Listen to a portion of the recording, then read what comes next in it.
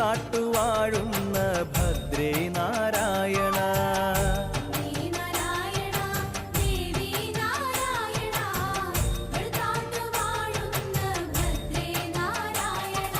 അന്നപൂർണേശ്വരി ആദിപരാശക്തി അധ്യാത്മ ചൈതന്യകാരിണി ഭാരതി. അണ്ടഗോളങ്ങളടക്കി വാഴും നിന്റെ അമ്പലമാണെന്റെ സ്വർഗം ഭഗവതി.